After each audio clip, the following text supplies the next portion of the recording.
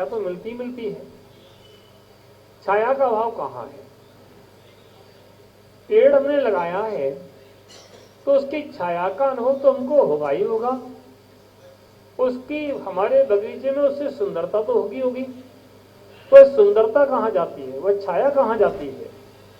ऐसे ही जब हम साधना करते हैं तो भले ही मोक्ष इस काल में ना मिले, लेकिन मोक्ष नहीं मिल रहा है, स्वर्ग तो मिलेगा। नरक में जाकर के ठोकर खाने से, दुख उठाने से क्या फायदा है? अच्छा है कि हम स्वर्ग में चले जाएं, स्वर्ग में आराम से रहें। नरक में से दुख उठाने का फायदा क्या है? नरक में तो कष्ट ही कष्ट है। अब व्रती रह करके नरक में कष्ट उठाना पड़ेंगे और व्रती बन करके स्वर्ग में आनंद से रहेंगे, हमारा सारा समय अच्छा निकलेगा। भगवान की नंदीश्वर दीप आदि की वंदना करेंगे। फिर किसी ने प्रश्न किया कि ये बात समझ में नहीं आई, जिस मार्ग पर चलने के लिए मोक्ष मिलता हो तो स्वर्ग कैसे मिलेगा? तब हमारे आचार्य फिर कहते हैं, यत्र भावा शिवम दत्ते, यत्र भावा शिवम दत्ते, जो भाव शिवयम शिवेन मोक्ष को दत्ते दे सकते हैं, जो भाव मोक्ष को दे सकते हैं, योग की दुर्वर्तनी, स्वर्ग उससे कितनी दूर है? यानी आत्मा के जो परिणाम स्वर्ग दे सकते हैं, उन परिणामों से मोक्ष दे सकते हैं, जो परिणाम उन परिणामों से स्वर्ग कितने दूर है?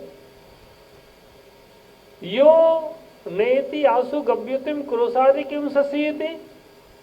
कोई व्यक्ति 2 कोस तक किसी वजन को ले जाता है, क्रोशादि किम ससीयते, क्या वो आधे कोस नहीं ले जाएगा? कोई व्यक्ति किसी भार को 2 कोस तक ले जाता है, ले जा सकता है। मान लें अभी कमल जी को दे दिया कोई चीज कि इसको वहां कहना चाहिए कोई दूसरी जगह गांधीनगर में या कहीं कौन सी कॉलोनी, कृष्णानगर में ये चीज ले जाना, आपको वहां पहुंचा देना।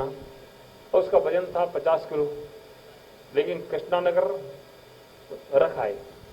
जब कृष्णानगर ले जा सकते हैं तो गांधीनगर भी ले जाएंगे, अरे वो तो पास में ही है।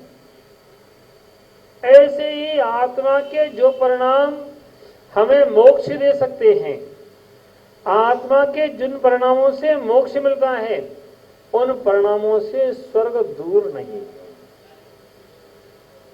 उन परिणामों से स्वर्ग भी हमें मिलेगा मिलेगा मिलेगा।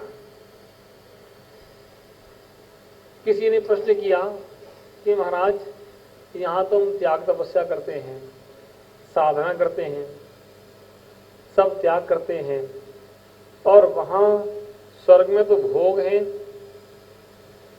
स्वर्ग में तो भोग है, एक एक इंद्र की कितनी कितनी हजारों देवियां होती हैं, एक एक देव की कई कई तेनी देवियां होती हैं, और सब प्रकार के भोग वहां हैं।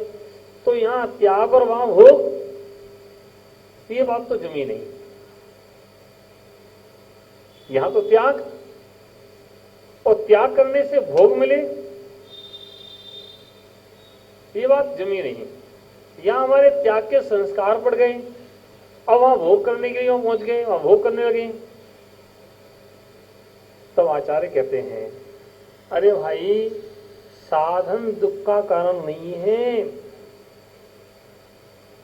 साधन दुख का कारण नहीं है, साधन में आसक्ति का भाव तुम्हारा दुख का कारण है। भोग की सामग्री वहां मिली है, भोग की सामग्री यहां भी मिली है, संसार में सारी वस्तुएं हैं, लेकिन उन वस्तु में तुम्हारी आसक्ति कितनी है? अगर तुम देव पर्याय में जाकर के वहीं रम गए, उसी में लीन हो गए और यहां का सब कुछ भूल गए, ये संस्कार तुम्हारे छूट गए, इतना जरूर है तुम्हें देव बन गए हो, इतना जरूर है कि तुम्हारे लिए सारी साधन सामग्रियां मिल गई हैं, इतना जरूर है आपको कई स्त्रियां, कई वैभव, कई प्रकार के वैभव मिल गए हैं, ये सब ठीक है।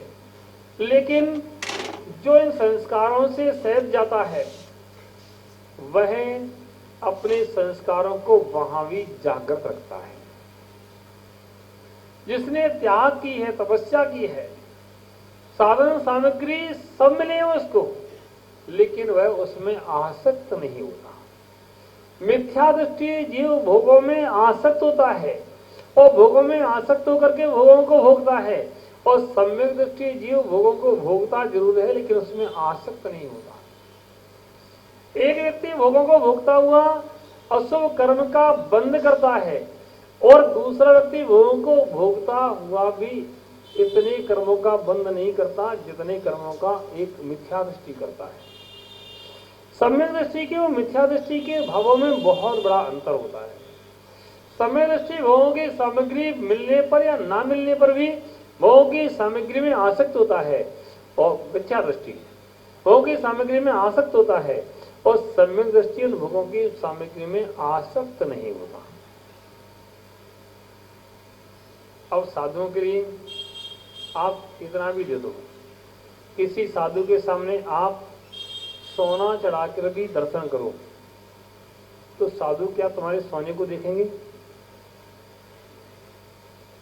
तुम आकर के साधुओं के लिए बहुत बड़ी गिफ्ट दे दो तो मैंने कहा मेरे पास है क्या जरूरत? नहीं महाराज आपके लिए हम ले आए, आपको लेना पड़ेगा। ठीक है, हमने लिया और टेबल पर रख लिया, भाई ठीक, कोई बात नहीं।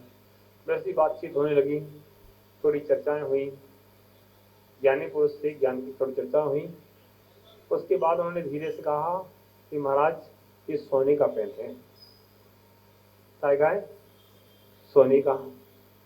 जब उन्होंने कहा सोने का तो मैंने फिर गौर किया, मैंने पीला पीला तो दिख रहा है ना, तो मैंने कहा, और वजन भी था उसमें लगभग 40-50 ग्राम का तो हो ही होगा वो। तो मैंने कहा ये तो गड़बड़ मामला है। मैंने कहा मैंने आपका पेन ले लिया, अब ये मैं आपको गिफ्ट देना चाहता हूँ, आप ले जाओ। बोले महाराज मैं आपके लिए लाया हूँ। मैंने कि जो तो आपने मुझे दे दिया वो मेरा हो गया, अब मैं किसी को दे सकता हूँ, अब मैं आपके लिए दे रहा हूँ, आप ले लो। बोले महाराज मैंने कहा कि बस ये मेरे लिए आफत की पुड़िया है, इसको तुम यहाँ से हटाओ। अगर मेरे पास रहेगा, मेरे टेबल पर रहेगा, मेरे कमरे में कभी ताला नहीं लगता है और कल कोई उठा ले जाएगा तो मन में विकल्प आएगा ही कि पेन कहाँ है।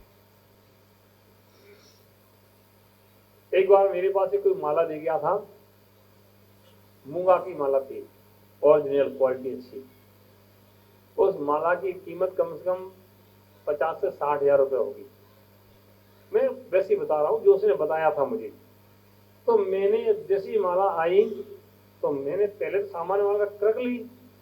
अब जब मुझे पता चला कि ये तो कोई अलग है तो मैं तुरंत भैया जी के संगे थे, मैंने पकड़ाई, ये तुम इससे माला तुम करना। क्यों? उस टेंशन को कौन लेगा? हमारे महाराज बैठे बगल में, ये पहले भैया जी थे, इन्हें पकड़ा दी मैंने, इन्हें रख ली।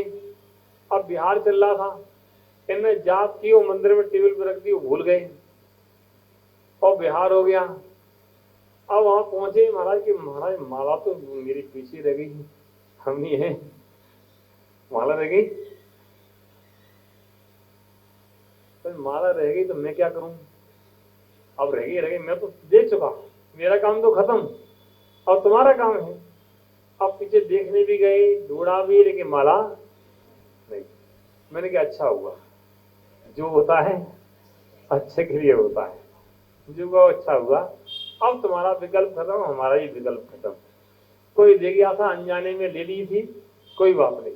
कहने का तात्पर्य है कि आसक्ति का भाव ही कर्म के आश्रव का कारण होता है। अब आप कहो महाराज तो यहाँ हम घर में रहते हैं, आराम से ठाट से रहें, क्या दिक्कत है? घर में भी तो सामायिक व्यक्ति कर सकते हैं, घर में ध्यान कर सकते हैं। हाँ कर सकते हैं, लेकिन घर में रह करके यहाँ आसक्ति का भाव तुम्हारा कम हो जाए ऐसा नहीं हो सकता है। क्यों? पदार्थों के बीच में तुम हो, अभी तुम्हारा त्याग नहीं हुआ है। कोई सज्जन मिले, बोले महाराज त्याग क्या होता है? त्याग क्या होता है? मैंने त्याग क्या होता है? बोले महाराज त्याग उसका किया जाता जो अपना हो, जो अपना नहीं हो उसका त्याग कैसे हो सकता है? भाई जो चीज मेरी नहीं है उसका त्याग हम क्या करें? मैंने कहा भाई इस परिभाषा को थोड़ा बदल दो। त्याग तो दूसरी चीज का ही होता है, अपनी चीज का तुम कभी त्याग कर नहीं सकते हो। क्या तुम अपने ज्ञान दर्शन स्वभाव का त्याग कर सकते हो?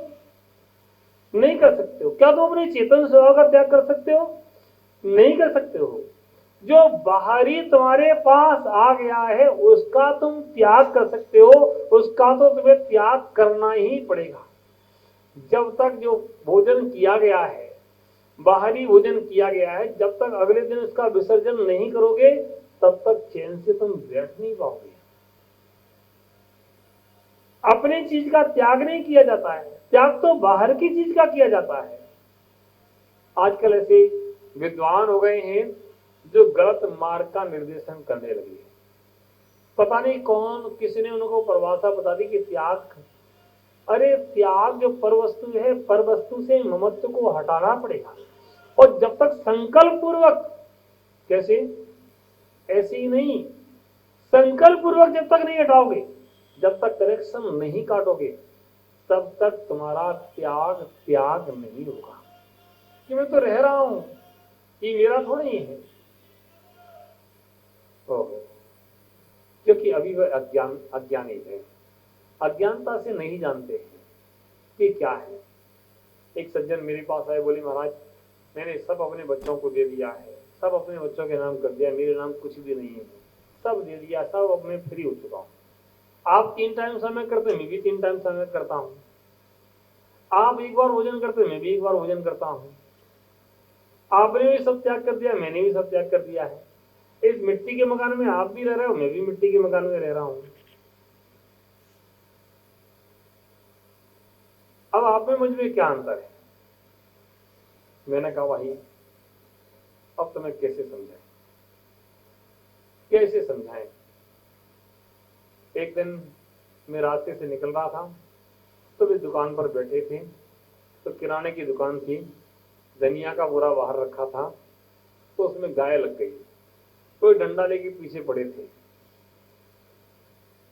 डंडा लेके पीछे पड़े थे गाय के। तो मैंने कहा क्या कर रहे हो? कि महाराज बस वो थोड़ी सी बेटा घर चला गया है।